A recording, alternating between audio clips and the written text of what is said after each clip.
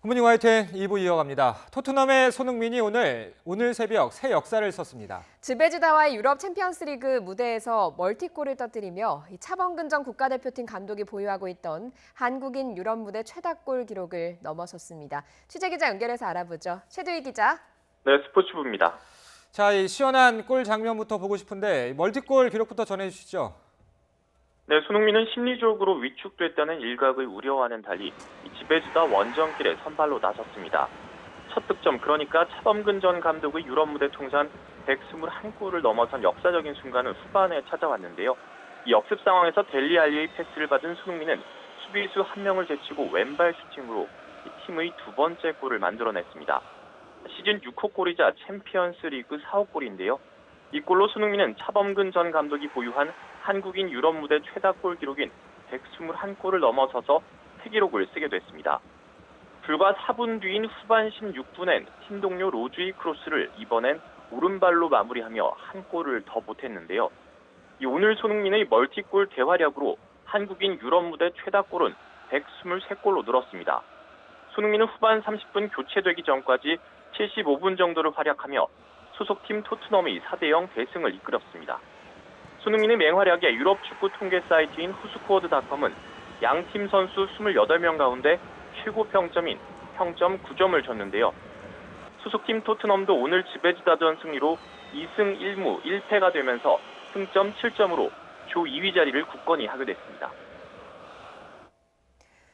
네, 사실 지난 4일에 받았던 레드카드가 철회되긴 했지만 손흥민 선수 고메즈의 부상으로 마음고생이 심하기도 했죠. 그래서인지 역사적인 순간에도 별다른 세리머니는 하지 않았다고요. 네, 그렇습니다. 후반 12분 이 손흥민이 차범근 전 감독의 대기록을 넘어선 역사적인 순간이죠. 기쁨의 순간이었지만 손흥민은 부상을 입었던 안드레 고메스의 회복을 위해 두 손을 모아 기도하는 동작을 선보였습니다. 수술을 끝내고 재활 중인 고메스의 빠른 회복을 비는 의미로도 해석되는데요. 손흥민은 또 환호하는 동료들을 자신이 자제시키는 모습도 보여줬습니다. 또 지베즈다 원정까지 동행해준 소속팀 토트넘 팬들을 향해서도 소나트를 표시하는 정도로 그쳤습니다. 자신의 두 번째 골 장면 이후에도 마찬가지로 카메라를 향해 두 팔을 올리긴 했지만 과도한 세리머니는 자제하는 모습이었습니다. 앞서 지난 4일 토트넘과 에버턴과의 리그 경기였죠. 당시 손흥민은 고메스에게 백태클을 했다가 퇴장당했는데요.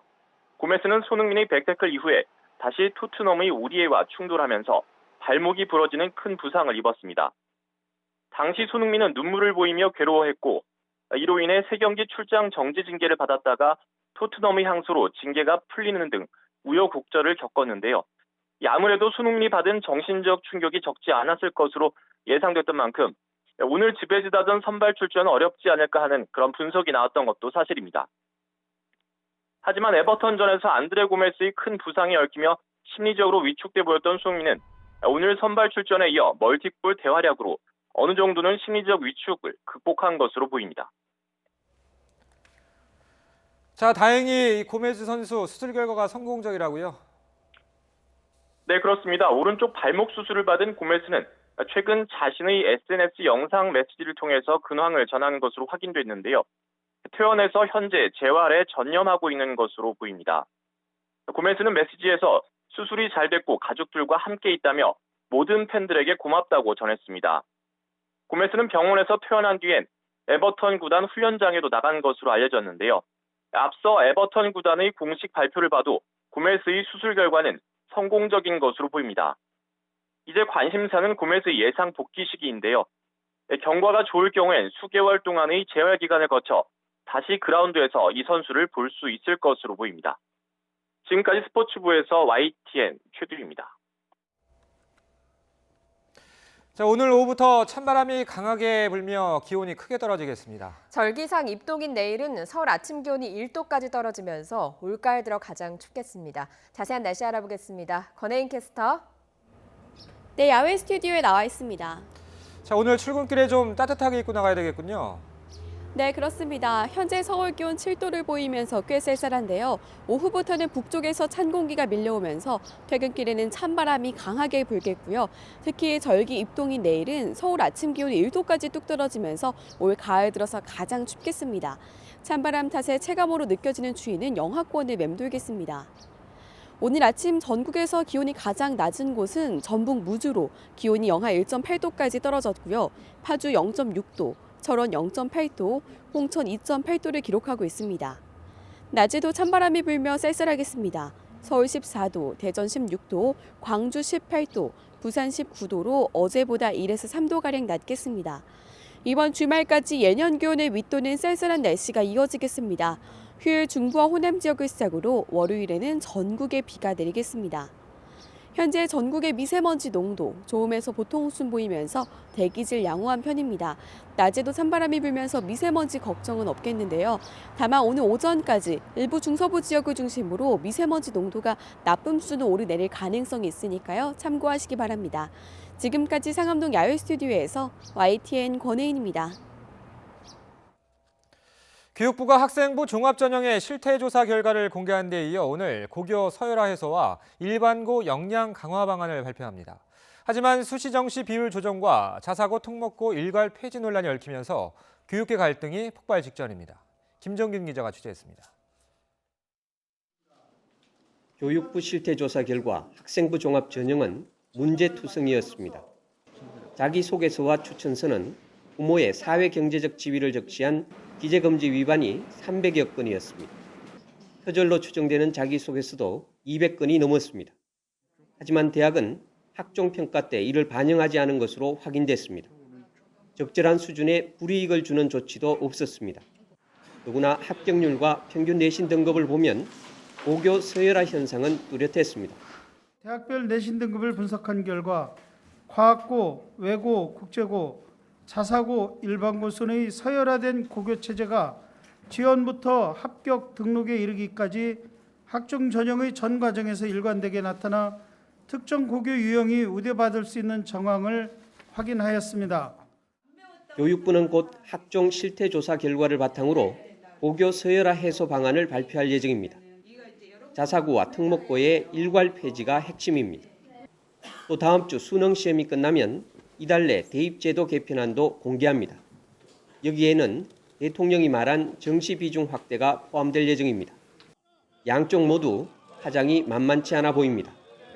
정교조와 진보 교육감들은 자사고와 특목고의 일괄 폐지에 동조하는 분위기지만 정시 확대에는 반대 입장을 분명히 하고 있습니다. 수능 정시 확대가 의미하는 바는 역사의 수레바퀴를 10년 전으로 퇴행하는 동시에 교육 붕괴를 충분히 예견할 수 있는 반교육적이며 공교육 포기 선언과 다르지 않다.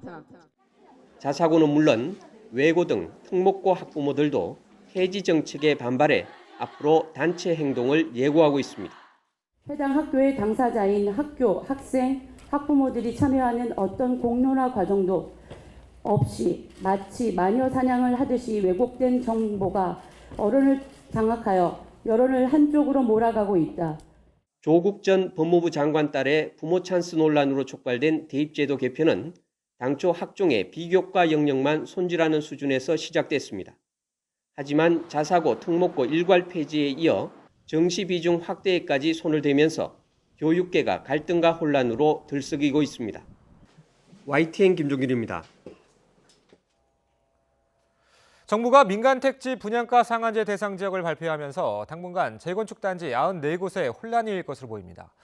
국토교통부 자료를 보면 서울 시내 전체에서 재건축과 재개발 정비 사업을 추진하는 단지는 332곳, 30만 가구에 달합니다. 이 가운데 이번에 상한제 대상이 된 곳은 94곳에 8만 4천여 가구로 추산됩니다. 이들 단지는 정비 사업의 경제성이 떨어져 추진 동력을 잃게 될 가능성이 있다는 전망이 나오고 있습니다. 또 과천이나 동작구, 흑석동 등 최근 집값이 급등한 지역이 상한제 대상에서 제외돼 형평성 논란도 일 것으로 보입니다. 문재인 대통령과 아베 일본 총리와 깜짝 환담 이후 한일 관계 회복에 대한 기대감이 조금씩 커지고 있습니다. 특히 성탄절 즈음 한중일 정상회의가 추진될 가능성이 있는데 일본이 수출 규제에 대해 태도 변화를 보이느냐가 관건이 될 것으로 보입니다. 신호 기자가 전망해봤습니다. 문재인 대통령은 아베 총리와의 11분 깜짝 환담에서 고위급 협의를 갖자고 제안했습니다. 보다 고위급 협의를 갖는 방안도 검토해보자고 제의했으며 아베 총리도 모든 가능한 방법을 통해 해결 방안을 모색하도록 노력하자고 답했습니다. 귀국길에 SNS에 올린 글에서는 아베 총리와 대화의 시작이 될 수도 있는 의미 있는 만남을 가졌다고 평가했습니다. 고위급 회담과 추가적인 대화 기대를 밝힌 건데 성탄절 즈음 중국 청주에서 회동 가능성이 거론되고 있습니다. 이미 일본 언론들은 석 달 전부터 올해 한중일 정상회의 시기로 성탄절을 예측했고 리커창 중국 총리는 쓰촨성의 청주를 3국 정상회의 장소로 지목했습니다. 청와대는 확정적으로 말할 수 있는 것이 없다면서 부인도 확인도 하지 않고 있습니다. 필요 조건은 한일 군사정보 보호협정 지소미아 종료 시점인 오는 23일 전에 수출 규제와 관련한 일본의 태도 변화가 이루어지는지 여부입니다. 청와대 관계자는 일본이 우리를 안보상 신뢰할 수 없는 국가로 판단하고 수출 규제를 유지하는 한 지소미아 종료에 대한 우리 입장도 달라지지 않는다고 밝혔습니다. 일단 지소미아와 수출 규제를 놓고 양국이 한 발씩 물러선 다음 한일 정상회담을 통해 갈등 수위를 크게 낮추고 강제징용 배상 해법도 논의하는 순서가 될 것으로 보입니다. 방콕에서 이루어진 문 대통령과 오브라이언 백악관 국가안보보좌관의 대화, 이후 스틸웰 차관보가 서울에서 가진 김현종 2차장 등과의 면담으로 미국도 적극적인 관여에 나서는 모습입니다. 그렇지만 일본 정부는 한일 정상의 4일 방콕 환담 직후부터 1965년 한일 청구권 협정을 준수하라는 입장을 확실히 전했다는 점만 강조하고 있습니다. 강제징용 배상 논의를 원천 봉쇄하겠다는 자세여서 다음 달 한일 정상회담이 이루어진다 해도 해법이 나오기까지 상당한 진통이 예상됩니다. YTN 신호입니다. 검찰이 특별수사단을 구성해서 세월호 참사와 관련한 부실 대응과 구조지연 의혹에 대해 전면 재수사에 착수하기로 했습니다. 대검찰청은 세월호 참사 관련 수사를 위해 세월호 참사 특별수사단을 설치해서 철저히 수사하기로 했다고 밝혔습니다. 특별수사단은 임관혁 안산지청장을 수사단장으로 서울고등검찰청 청사에 꾸려지며 대검 반부패 강력부의 지휘를 받게 됩니다. 검찰이 세월호 참사와 관련해 별도의 특별수사단을 구성하는 건 이번이 처음입니다. 군인권센터가 촛불 집회가 시작됐던 지난 2016년 10월 기무사와는 별도로 청와대 김관진 국가안보실장의 지시로 신모 국방비서관실 행정관이 작성한 계엄령 검토 문건을 공개했습니다. 희망계획이라는 이름의 문건에는 북한의 급변 사태를 전제로 대한민국 전연에 비산 계엄을 선포한다는 계획과 국회 계엄 해제 시도에 대한 대응 방안, 국무회의 운영 방안 등이 담겨 있습니다. 군인권센터는 국정농단 사태로 촛불 집회가 시작될 때부터 청와대가 계엄령 검토에 깊이 관여했으며 특히 계엄령 권한이 없는 김관진 실장이 문건 작성을 지시한 건 내란죄에 해당한다고 주장했습니다. 검찰이 그제 국내 최고 사법기관인 고등군사법원을 압수수색했습니다. 현역 장성인 법원장이 군 납업자로부터 업대의 금품을 받은 정황이 포착됐기 때문입니다. 이경국 기자의 보도입니다. 서울중앙지검 방위사업수사부가 군 검찰과 함께 국방부 청사에 있는 고등군사법원 등을 압수수색했습니다. 현재 고등군사법원장으로 재직하고 있는 이동호 준장이 억대 금품과 향응을 받은 정황이 포착됐기 때문입니다. 금품을 건넨 혐의를 받는 것으로 알려진 경남에 있는 한 식품 가공업체도 같은 날 압수수색을 받았습니다. 제가 말씀드리기가 그런데요. 죄송합니다. 해당 업체는 대형 할인점은 물론 2007년부터는 방위사업청에도 어묵 등을 납품해온 경남 지역 중견기업입니다. 검찰은 업체 대표 정모 씨가 이 준장에게 수년간 1억 원 안팎의 현금과 향응 등을 제공한 단서를 확보한 것으로 알려졌습니다. 검찰은 이 준장과 정 씨를 금품 수수와 금품 공여 등 혐의의 피의자로 보고 금융 거래 내역 등을 추적하고 있습니다. 해당 업체가 군에도 납품했던 만큼 이 준장이 금품을 대가로 영향력을 행사했는지도 조사 대상입니다. 검찰 관계자는 이 준장의 직무 관련성에 대한 부분을 소명했기 때문에 압수수색 영장이 발부됐다고 설명했습니다. 식품업체 대표 정 씨는 금품 제공 여부를 묻는 YTN과의 통화에서 변호사와 상의하겠다며 즉답을 피했습니다. 지금 제가 전화 받기가 좀 곤란해서요. 노상 장애해서 제가 연락드리겠습니다. 검찰은 조만간 이준장과 정 씨 등을 불러 관련 내용을 조사할 계획입니다. 고등군사법원은 31개 보통군사법원의 항소심을 맡는 국내 최고 사법기관으로 이 기관의 수장인 이준장은 군 법무병과에 2명밖에 없는 장성 가운데 한 명입니다. 검찰이 강제 수사에 나서자 국방부는 이준장이 정상적인 업무가 어려울 것으로 판단해 직위 해제했다고 밝혔습니다. YTN 이경국입니다.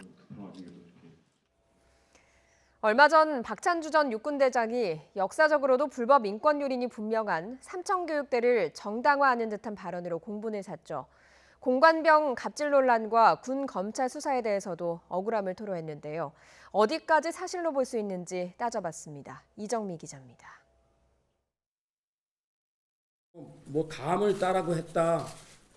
무슨 골프공을 주스라고 했다 했지만 제가 부려먹는 게 아니고 편제표에 나온 대로 임무를 수행하는 겁니다. 우리나라 군에서 공관병의 잡무가 현실적으로 불가피한 측면은 있습니다. 미군들 같은 경우는 그러한 부대 관리나 시설 운영 유지 등의 전반적인 임무들을 다 고용된 고용원들이 다 100% 수행하고 있기 때문에 군인들이 그러한 일을 해야 할 이유가 전혀 없는 거죠. 그렇다고 감따는 게 공관병 업무는 아닙니다. 육군 규정은 과목 수집을 특정하며 업무와 무관하게 근무병을 동원해선 안 된다고 명시하고 있습니다. 물론 내부 규정일 뿐이라 일을 시켰다고 법적으로 직권남용죄를 적용하진 않지만 응당 따라야 할 지시로 여기는 건 시대착오적입니다. 당사자가 어떻게 생각을 하냐가 상당히 중요한 문제지 않습니까? 섬에서 혼자 애로우니까 꼬치도 많이 뿌리고 비가 오면 엉켜 신고 그런 걸 했었는데 어느 날 보니까 화장실 낙서에 군대가 화단이냐. 그래서 이제 혼자서 제가 비 오는 날이면 엉켜 신고 혼자 다 했거든요. 게다가 공관병 갑질 논란의 핵심이었던 박 전 대장 부인의 재판은 아직 끝나지도 않았습니다. 과거는 그렇게 해왔으니까 그런 데는 백전백패요. 인격적인 대접을 안 하고 막 사적인 그런 영역의 일을 시켰는데 전투가 벌어지면 그 상관을 위해서 목숨 바치겠어요. 민간인은 군사법원에 세울 수 없다는 헌법 27조를 정면으로 위반한 겁니다. 전역을 보류시켜 굳이 군사재판에 회부해 모욕했다는 주장. 하지만 군검찰의 수사 착수 시점은 박 전 대장의 자동 전역일보다 앞섭니다. 군인 신분에서 시작된 수사고 다른 의도로 의심할 정황은 없었다는 게 1, 2심 법원의 판단입니다. 다만 갑질이 아닌 인사청탁 등으로 기소됐다는 점에서 별건 수사라는 비판은 제기할 수 있습니다. 박 전 대장은 인사청탁 역시 전우회 때문에 딱한 사정을 들어준 것이라고 말합니다. 하지만 판결문을 보면 부하 직원이 친분을 이용해 정상 절차를 무시한 채 청탁을 한 결과 이미 확정된 인사까지 뒤집은 것으로 나옵니다. 친분 있는 부하의 청탁을 들어주는 바람에 친분 없는 다른 전우들이 공정한 기회를 빼앗겼다는 사실을 박 전 대장은 외면하고 있습니다. YTN 이정미입니다.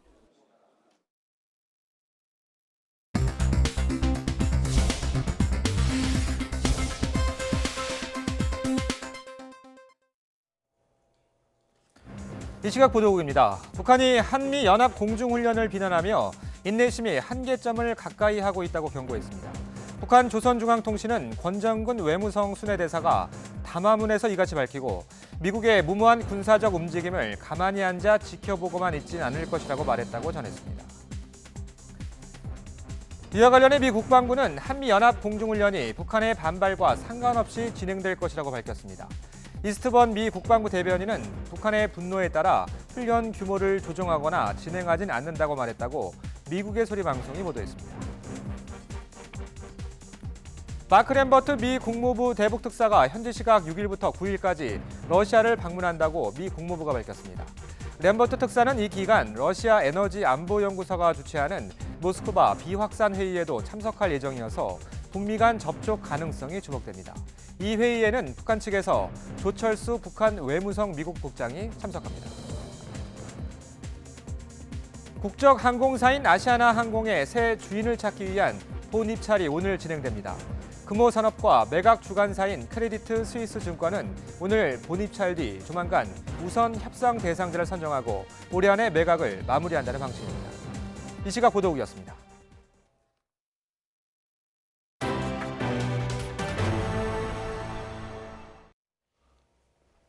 항공기에서 여성 승무원을 성추행한 혐의를 받는 몽골 헌법재판소장이 재입국해서 경찰에 2차 조사를 받았습니다.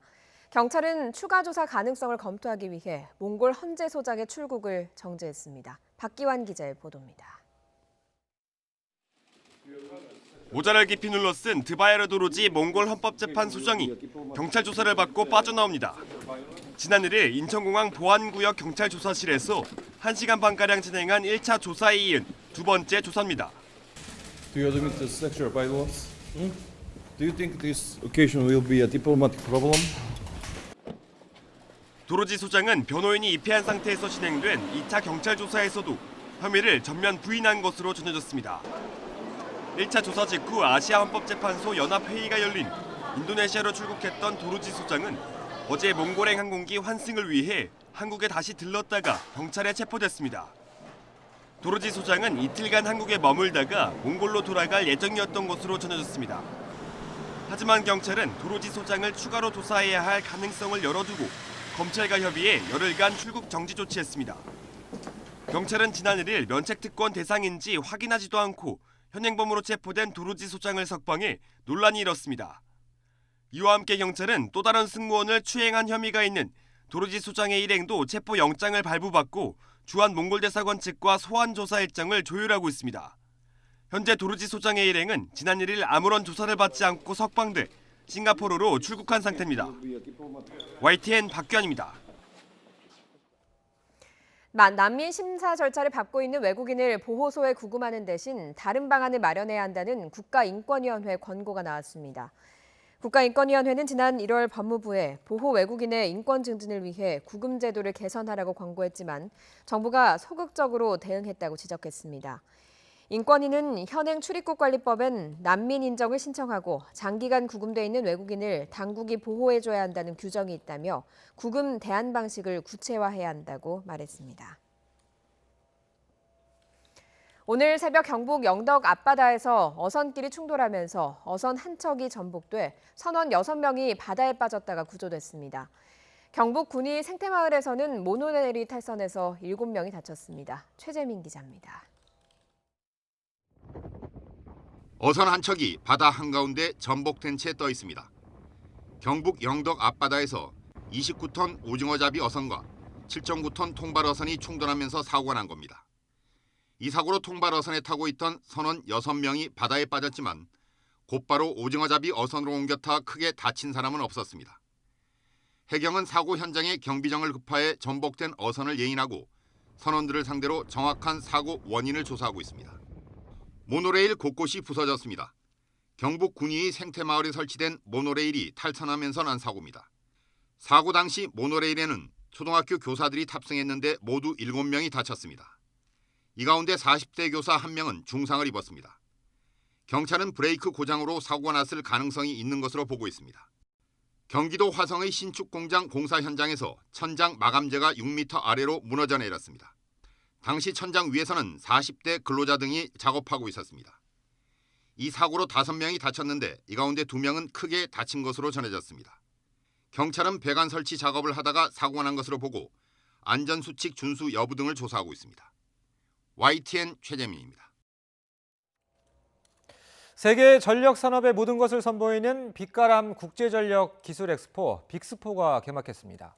올해로 5번째를 맞으면서 지식과 기술 공유에서 나아가 비즈니스와 채용 기회까지 제공하는 장이 되고 있습니다. 나연호 기자가 다녀왔습니다. 우주 태양광 발전소가 고장나자 로봇팔과 사람팔을 동기화해 고쳐냅니다. 머지않은 미래에 실현될 기술입니다. 이처럼 현재와 미래 세계 전력 기술을 한눈에 볼 수 있는 빛가람 국제전력 기술 엑스포가 광주에서 개막했습니다. 가장 큰 공간을 차지하는 신기술 전시회에는 인파가 몰려 발 디딜 틈이 없습니다.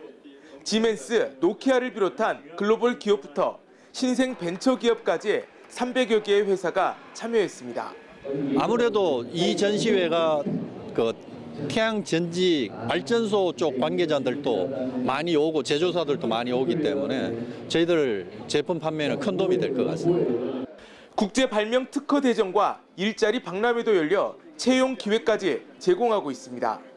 4차 산업혁명 시대에 기술들을 어떻게 융합할 것인지를 모색하는 게 빅스포의 주요 목적입니다. You will envision a hyper-connected society in which everything is connected through digital technologies such as the Internet of Things, big data, and artificial intelligence. Also, you may get a glimpse of a mega shift that the development in power industry will unfold. 에너지 전환과 디지털 변환이라는 주제로 열리는 빛가람 국제전력 기술 엑스포는 오는 8일까지 계속됩니다. YTN 나연호입니다. 국내 농업기술의 과거와 미래를 한눈에 볼 수 있는 박람회가 경남 진주에서 개막했습니다. 첨단 농기계는 물론 세계 각국의 농식품을 맛보고 살 수 있습니다. 오태인 기자가 다녀왔습니다. 딸기가 가득 들어찬 비닐하우스 안. 바닥에 깔린 레일 위로 로봇이 천천히 움직입니다. 잘 익은 딸기 앞에 멈춰 서더니 로봇팔이 손을 뻗어 딸기를 땁니다. 사람이 할 일을 로봇이 대신하는 겁니다. 사람은 밤낮으로 작업을 못하지만 이 로봇은 밤낮으로 딸 수 있습니다. 그래서 노동력 절감이 아주 많이 기대가 됩니다. 이런 첨단 농업 기술을 확인할 수 있는 박람회가 경남 진주에서 막 올랐습니다. 조작이 훨씬 쉬워진 대형 농기계와 이미 널리 보급된 농업용 드론도 전시됐습니다. 맛도 보고 바로 살 수 있는 세계 각국 농식품은 관람객들의 발길을 사로잡습니다. 맷돌 돌리기 등 옛날 농업 방식을 직접 해볼 수 있는 다양한 체험거리도 마련됐습니다. 농업을 한눈에 보고 또 농업을 직접 배울 수 있는 그런 프로그램들을 마련했습니다. 어린이들이 우리 농업을 많이 체험을 할 수 있을 것으로 생각을 합니다. 국내 수출업체와 해외 17개국 구매자를 이어주는 수출 상담회까지 열리는 진주 국제농식품 박람회. 첨단 농기계와 농법을 한눈에 볼 수 있는 이번 박람회는 오는 10일까지 계속됩니다. YTN 오태인입니다. 4차 산업혁명 기술은 우리의 실생활 뿐 아니라 박물관에서 유물을 관람하는 풍속도 바꿀 것으로 보입니다. 유물이 살아 움직이고 과거 왕들과 자유롭게 대화도 할 수 있다는데 이르면 내년 상반기 국내 박물관에 이런 기술들이 도입됩니다. 최소라 기자입니다. 1700여 년 전 신라인들이 사후 세계에 대한 염원을 담아 만들었던 오리 모양 토기. 증강현실을 통해서 바라보니 오리가 살아있는 듯 날개를 펄럭이고 눈앞으로 뒤뚱뒤뚱 걸어오기도 합니다. 더 생동감 있게 만든 거겠지만 저희가 볼 때는 되게 정적인 유물이잖아요. 근데 그걸 이제 생동감 있게 볼 수 있다는 게 좀 더 재밌었던 것 같아요. 신라 지배인의 무덤에서 발견된 금동 신발은 이리저리 돌려보거나 밑창까지 자세히 관찰할 수 있습니다. 진흥왕 순수비 앞에 서자 비석이 위치한 북한산 비봉이 눈앞에 펼쳐지고 순수비를 세운 진흥왕과 대화도 나눕니다. 순수비의 순수는 무슨 뜻인가요? 순수란 왕이 직접 시찰해서 세웠다는 것일세. 유물의 증강현실과 인공지능 기술을 적용한 결과입니다. 정확한 위치에 정보를 띄워주려면은 이 공간 자체를 다 미리 학습을 시켜야 돼요. 그 위치에다가 저희가 정보를 매핑을 해주는 거죠. 여기에 5G와 사물인터넷 기술까지 더하면 박물관에서의 체험은 더욱 풍성해질 것으로 보입니다. 사람이 시선 처리라든지 동선 같은 데서 나타날 수 있는 특이점들을 보고 인공지능이 보다 더 적극적으로 사용자 맞춤식으로 콘텐츠를 제공할 수 있게 됩니다. 그러면 미래에는 여러분들이 똑같은 박물관을 여러 명이 방문을 해도 개별적으로 색다른 경험을 하게 되는. 이런 4차 산업혁명 기술을 도입한 박물관은 이르면 내년 상반기 대중에게 공개될 전망입니다. YTN 사이언스 최소라입니다. 제가 신뢰되는 말씀인지 모르지만 군인권센터 소장은 삼청교육대 한번 교육을 받아야 좀 되지 않는 사람인가 이런 생각도 갖고 있습니다. 소위 비상대책 상임위원회는 사회약 일소 특별 조치를 취하고 모든 사회약을 근원적으로 제거하고 나아가서 국민 생활 주변의 모순과 부조리 등 고질화된 재반 의식 구조를 단호히 개혁함으로써 정의로운 사회를 구현하고 교육, 혁신과 문화 창달로 국민 정신을 제조하는 것입니다.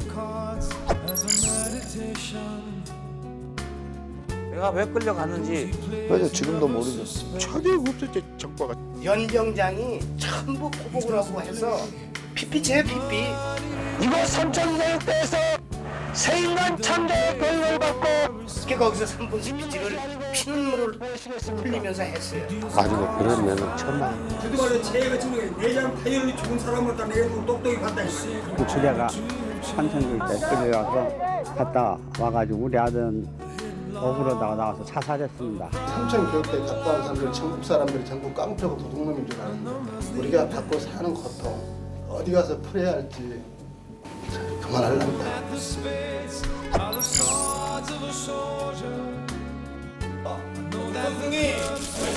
경쟁력 있는 출마자들을 발탁해 한주 전 대장의 영입은 완전히 대대가 결국 국민의 관점에서 판단을 해야 될 것 같습니다. 선천교육에 관련해서 나중에 얘기하겠다라고 하셨는데 그거에 대한 대표님 입장은 지금 말씀드린 것처럼 이 문제에 관한 판단은 국민의 관점에서 판단할 수밖에 없다, 그런 생각을 합니다.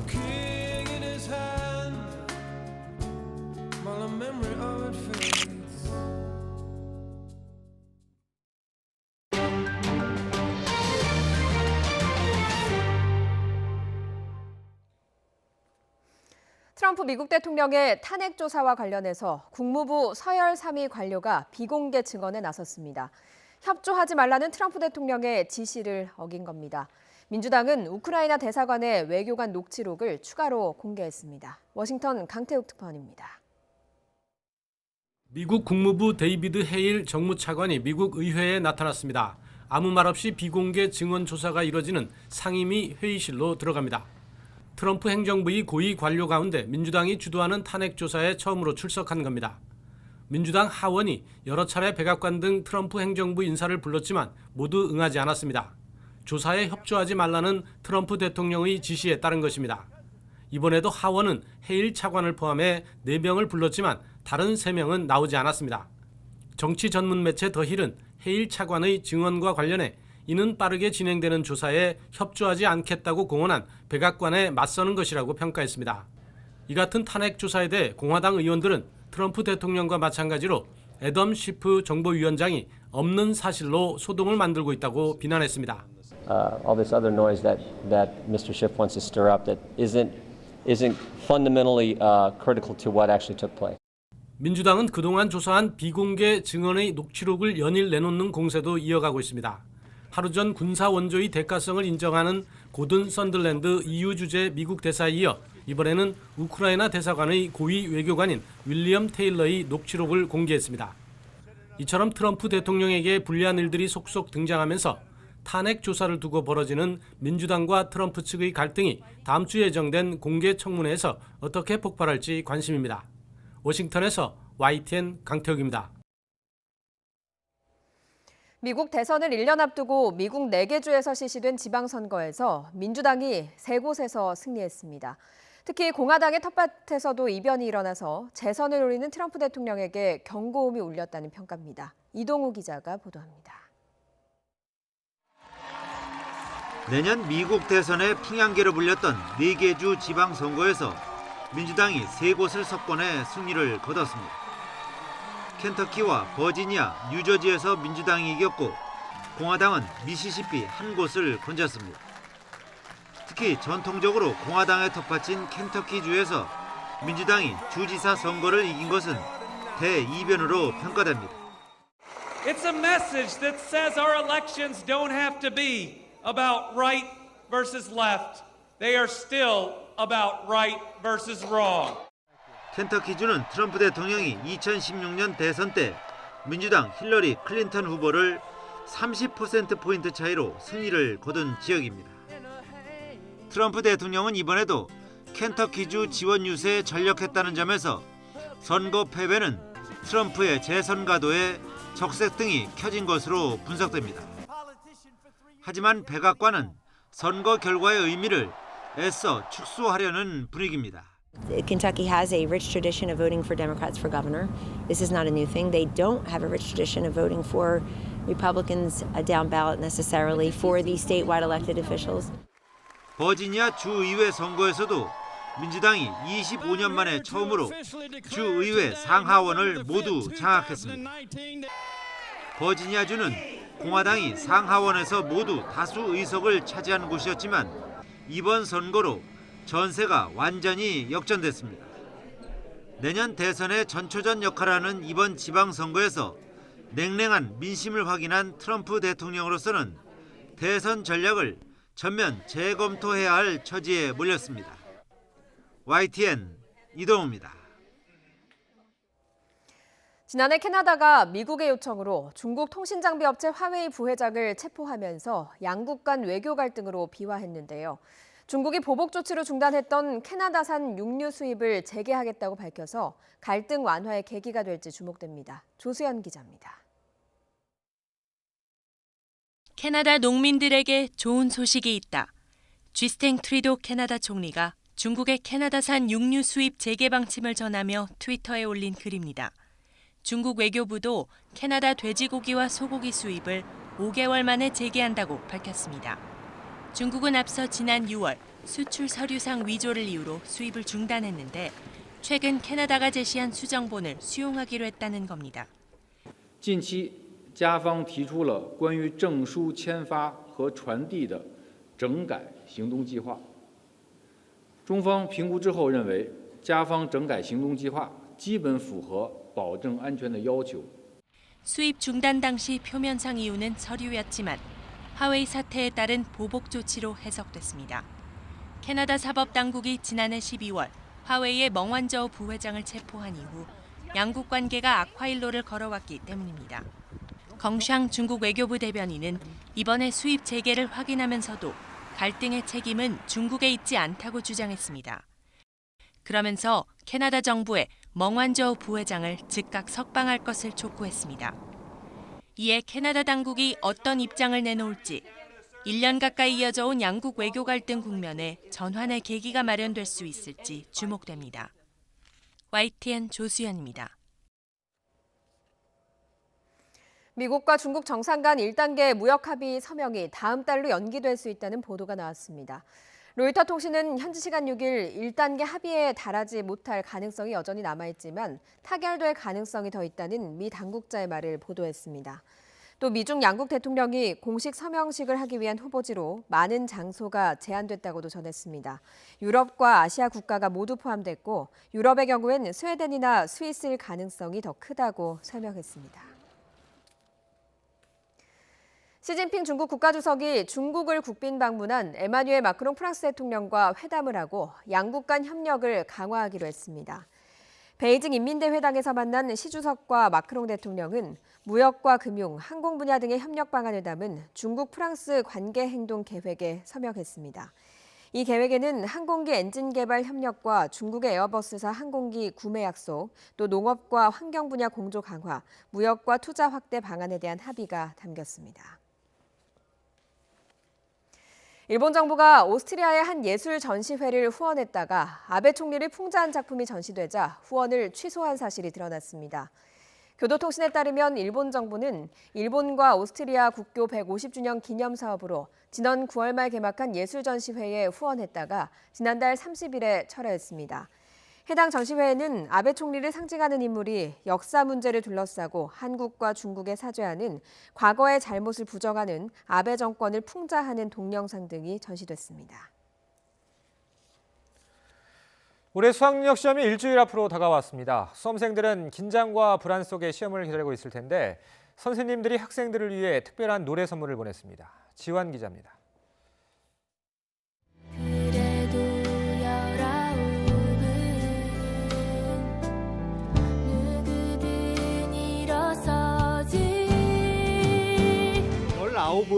누구나 넘어집니다.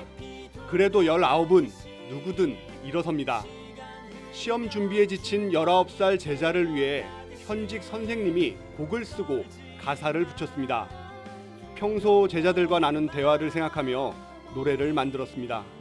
고3 담임을 하면서는 그 수험 생활에 힘든 아이들을 위해서 꼭 노래를 한 곡 만들어주고 싶었고, 수능 자체보다도 그 수능을 보지 않는 학생들 또는 뭐 수시로 대학 가는 학생들 모두에게 좀 응원을 주고 싶었고요. 노래뿐 아니라 연주와 뮤직비디오 제작까지 여러 선생님이 직접 나눠 맡았습니다. 인생의 큰 전환점에 선 아이들에게 작은 선물이 됐으면 하는 게 선생님들의 바람입니다. 노래 가사는 이렇습니다. 길을 찾는다면 그게 바로 합격이야. 너는 머지않아 꽃이 될 테니까. 너는 꽃이니까.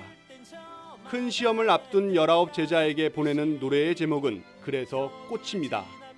아이들이 꼭 합격 불합격을 떠나서 그 아름다운 꽃으로 뭔가의 그 완성돼가는 그런 마음을 담아서 꽃이라는 제목을 붙였습니다.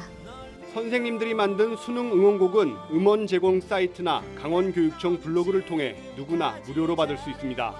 떨지 마. 좋은 결과 있을 거야. 긴장하지 말고 늘 하던 대로 화이팅! YTN 지환입니다. 첨단 백신 산업의 미래를 한눈에 볼 수 있는 국제 백신 포럼이 전남 화순에서 열립니다. 올해로 4번째를 맞는 국제 백신 포럼은 치료 백신과 면역 치료의 미래를 주제로 오늘과 내일 화순 한이유 문화스포츠센터에서 개최됩니다. 올해 포럼은 백신 산업과 면역 치료에 대한 나라 안팎의 동향을 공유하고 발전 방안을 모색하는 주제 발표와 면역 치료에 관한 전문적인 내용을 발표하고 토의하는 전문가 서밋으로 진행됩니다. 전북 남원에서 길이 31m에 이르는 호남 최대 가야 무덤이 발견됐습니다. 국립나주문화재연구소와 국립완주문화재연구소는 남원 청계고분군 발굴을 통해 5세기 전반 1600년 전에 축조한 것으로 보이는 31m 길이 가야 고분을 찾아냈다고 밝혔습니다. 고분의 너비는 20m, 높이는 5m 안팎으로 현재까지 알려진 호남 가야 고분 중에서 규모가 가장 크고 축조 시기도 가장 이르다고 연구진은 밝혔습니다. 가수 이은미 씨가 데뷔 30주년 기념 전국 투어 콘서트를 이어가며 서울 종로구의 한 카페에서 기자간담회를 열었습니다. 이은미 씨는 지금까지 1000회에 달하는 공연을 성공적으로 마칠 수 있었던 것은 팬들의 사랑 덕분이라며 30년 동안 행복했던 마음을 담은 새 앨범 흠뻑으로 보답하겠다고 밝혔습니다. 네, 오늘 찬바람에 대비해서 옷깃 단단히 여미고 나오시기 바랍니다. 우선 오늘 아침 서울 기온이 7도로 어제만큼 쌀쌀한데요. 한낮에도 14도에 머물면서 어제보다 3도가량이 낮겠고요. 입동인 내일 아침에는 1도까지 뚝 떨어지겠습니다. 낮 동안 미세먼지 걱정은 없겠습니다. 다만 오전까지는 대기 정체와 중국발 스모그의 영향으로 서울 등 중서부 지역의 공기가 다소 탁해질 수 있겠습니다. 위성 영상입니다. 전국에 대체로 구름이 많이 지나는 모습인데요. 낮부터는 하늘의 구름량이 점차 줄겠습니다. 동해안 지역은 동풍의 영향으로 내일 아침까지 5에서 20mm의 비가 오겠고요. 서해와 동해상으로는 오늘 물결이 높게 일겠습니다. 현재 기온 어제보다 1도에서 3도가량이 높습니다. 서울이 7도, 청주 10.1도, 부산 13도를 보이고 있는데요. 낮 기온은 어제보다 내려가겠습니다. 서울 14도, 전주와 안동 17도, 창원과 부산은 19도가 예상됩니다. 일요일 중부와 호남을 시작으로 월요일에는 전국에 비가 오겠고요. 수능일에는 다시 서울 아침 기온이 1도까지 뚝 떨어지겠습니다. 날씨 정보였습니다. 목요일 굿모닝 화이팅 여기서 마치겠습니다. 내일 아침도 부지런히 준비하겠습니다. 고맙습니다.